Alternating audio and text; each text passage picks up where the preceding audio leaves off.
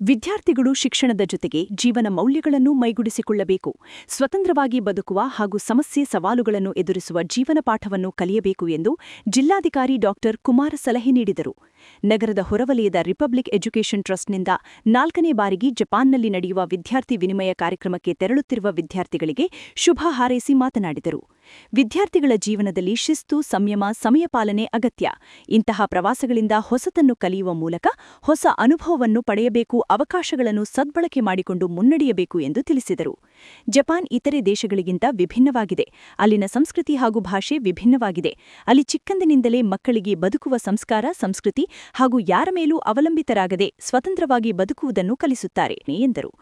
ವಿದ್ಯಾರ್ಥಿಗಳಿಗೆ ತಮ್ಮ ಪಠ್ಯ ಪುಸ್ತಕದಲ್ಲಿ ಇಡೀ ವರ್ಷ ಅದನ್ನು ಅಭ್ಯಾಸ ಮಾಡಿ ಪರೀಕ್ಷೆಯನ್ನು ಬರೆದು ಮಾರ್ಕ್ಸನ್ನು ತಗೊಳ್ಳೋದು ಎಷ್ಟು ಮುಖ್ಯನೋ, ಅವರಿಗೆ ಒಂದು ಸೆನ್ಸ್ ಆಫ್ ರೆಸ್ಪಾನ್ಸಿಬಿಲಿಟಿ, ಆ ಸೆನ್ಸ್ ಆಫ್ ಅಕೌಂಟಬಿಲಿಟಿನ ಬರುವಂತೆ, ಮತ್ತು life experience is more important.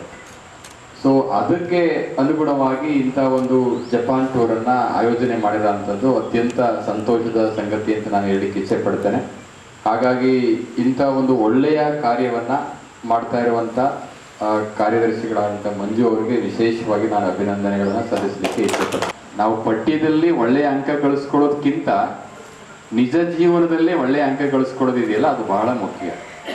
ನಿಜ ಜೀವನದಲ್ಲಿ ಒಳ್ಳೆಯ ಅಂಕ ಅಂದರೆ ಯಾವುದಂದರೆ, ಒಂದು ಸಿಂಪ್ಲಿಸಿಟಿ ಇರಬೇಕು, ಡಿಸಿಪ್ಲಿನ್ ಇರಬೇಕು, ಮೋರ್ ಇಂಪಾರ್ಟೆಂಟ್ಲಿ ಎಕ್ಸ್ಪೀರಿಯನ್ಸ್ ಇರಬೇಕು. Life is A journey.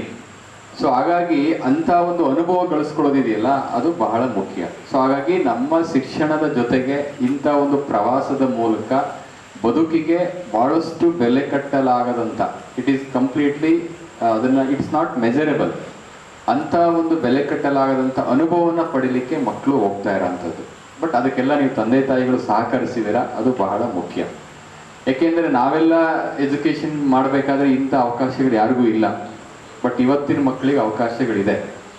ಒಂದು ದೇಶಕ್ಕೆ ಹೋಗಿ ಅಲ್ಲಿನ ಕಲ್ಚರ್, ಅಲ್ಲಿನ ಲ್ಯಾಂಗ್ವೇಜ್, ಅಲ್ಲಿನ ಶಿಕ್ಷಣ ಪದ್ಧತಿ, ಅಲ್ಲಿನ ಒಂದು ಎಲ್ಲವನ್ನೂ ಕೂಡ ತಿಳ್ಕೊಂಡು ಬರೋದಿದೆಯಲ್ಲ ಈ ಏಜಲ್ಲಿ, ಅದು ಆ ಮಗುವಿನ ಒಂದು ಕೊನೆ ತನಕನೂ ಕೂಡ ಅನುಭವ ಇರುತ್ತೆ. ಅದರಲ್ಲಿ ಇಂಥ ಒಂದು ವಿಸಿಟ್ ಏನಿದೆ, ಒಂದು ಶೈಕ್ಷಣಿಕವಾಗಿರ್ತಕ್ಕಂಥ ಪ್ರವಾಸ ಏನಿದೆ, ಇಟ್ ಇಸ್ ಆಲ್ವೇಸ್ ವಿನಿಮಯ, ಎಕ್ಸ್ಚೇಂಜ್ ಆಫ್ ಕಲ್ಚರ್ ಈವೆಂಟ್, ಅಲ್ಲಿ ತಿಳ್ಕೊಳ್ಳೋ ಅಂಥದ್ದು, ಅಲ್ಲಿ ಭಾಷೆ ಬಗ್ಗೆ ತಿಳ್ಕೊಳ್ಳೋ ಅಂಥದ್ದು, ಇವೆಲ್ಲವಕ್ಕೂ ಕೂಡ ಅವಕಾಶಗಳು ಈ ಅವಧಿಯಲ್ಲಿ ಸಿಗ್ತಾ ಇರೋದ್ರಿಂದ ಅದು ಒಳ್ಳೆಯದು. ಹಾಗಾಗಿ those are selected for the Japan visit, you are all luckiest people. I would congratulate you and I wish you all the best. Manju ಅವರು ಒಂದು ಮಾತು ಹೇಳಬೇಕಾದ್ರೆ ಅವ್ರು ಹೇಳ್ತಾ ಇದ್ರು, ವೈ ಜಪಾನ್ ಯಾಕೆ ವಿಭಿನ್ನವಾಗಿದೆ, ಯಾಕೆ ಸೆಲೆಕ್ಟ್ ಮಾಡ್ಕೊಂಡಿದ್ದೀವಿ ಮಕ್ಕಳಿಗೆ ಅನ್ನೋವಂಥ ಮಾತನ್ನು ಕೂಡ ಅವರು ಹೇಳ್ತಾ ಇದ್ರು. ಸೊ ಅಲ್ಲಿನ ಕಲ್ಚರ್ ಆಗಲಿ, ಅಲ್ಲಿನ ಲ್ಯಾಂಗ್ವೇಜ್ ಆಗಲಿ, ಇವೆಲ್ಲ ದೃಷ್ಟಿಕೋನಗಳಿಗೂ ಕೂಡ ಬೇರೆ ದೇಶಕ್ಕೆ ಕಂಪೇರ್ ಮಾಡಿದರೆ ಯುನೀಕ್ ಕಂಟ್ರಿ. ಟ್ರಸ್ಟ್ ಅಧ್ಯಕ್ಷ ಮಂಜು ಮಾತನಾಡಿ, ನಮ್ಮ ಶಾಲೆಯಿಂದ ಈ ಬಾರಿ 8 ವಿದ್ಯಾರ್ಥಿಗಳು 4ನೇ ಬಾರಿಗೆ ಜಪಾನ್ನಲ್ಲಿ ನಡೆಯುವ ಹೈಗೋ ಇಂಟರ್ನ್ಯಾಷನಲ್ ಅಸೋಸಿಯೇಷನ್ ಕೋಬ್ ಹೈಗೋ ಜಪಾನ್ ಎಂಬ ವಿದ್ಯಾರ್ಥಿ ವಿನಿಮಯ ಕಾರ್ಯಕ್ರಮಕ್ಕೆ ಆಯ್ಕೆಯಾಗಿದ್ದು 10 ದಿನಗಳ ಕಾಲ ವಿದ್ಯಾರ್ಥಿ ವಿನಿಮಯ ಕಾರ್ಯಕ್ರಮದಲ್ಲಿ ಭಾಗವಹಿಸುವರು ಎಂದು ತಿಳಿಸಿದರು. ಜಪಾನ್ನಲ್ಲಿ ಇರತಕ್ಕಂಥ ವಿದ್ಯಾರ್ಥಿ ವಿನಿಮಯ ಕಾರ್ಯಕ್ರಮ ಅಂದರೆ ಸ್ಟೂಡೆಂಟ್ ಎಕ್ಸ್ಚೇಂಜ್ ಪ್ರೋಗ್ರಾಮ್ಗೆ 3 ವರ್ಷದಿಂದ ಸತತವಾಗಿ ನಮ್ಮ ಶಾಲೆಯ ಮಕ್ಕಳು ಅಲ್ಲಿ ಭಾಗವಹಿಸ್ತಾ ಇದ್ದಾರೆ. ಈ ಭಾಗವಹಿಸಿದ್ರೆ ಏನೆಲ್ಲ ಅನುಕೂಲ ಆಗುತ್ತೆ ಅಂದರೆ, ಅಲ್ಲಿಂದ ಹೋಗಿ ಬಂದ ಮಕ್ಕಳು ಬಹಳಷ್ಟು ಅವರಲ್ಲಿ ಬದಲಾವಣೆ ನಾವು ಕಾಣ್ತಾ ಇದ್ದೀವಿ. ಯಾಕೆಂದರೆ ಅಲ್ಲಿನ ಎಜುಕೇಷನ್ ಸಿಸ್ಟಮ್ ಆಗಿರ್ಬೋದು, ಮತ್ತು ಅಲ್ಲಿನ ಟೆಕ್ನಾಲಜಿ ಆಗಿರ್ಬೋದು, ಅಲ್ಲಿನ ಕಲ್ಚರ್ ಆಗಿರ್ಬೋದು, ಹಾಗೂ ನಮ್ಮ ಕಲ್ಚರ್ ಕೂಡ ಅವ್ರಿಗೆ ನಾವು ಹೇಳ್ಕೊಡೋಕ್ಕಂಥ ಒಂದು ಅವಕಾಶ ಸಿಗುತ್ತೆ ನಮಗೆ. ಇದು 10 ದಿನಗಳ ಕಾರ್ಯಕ್ರಮ ಇರುತ್ತೆ.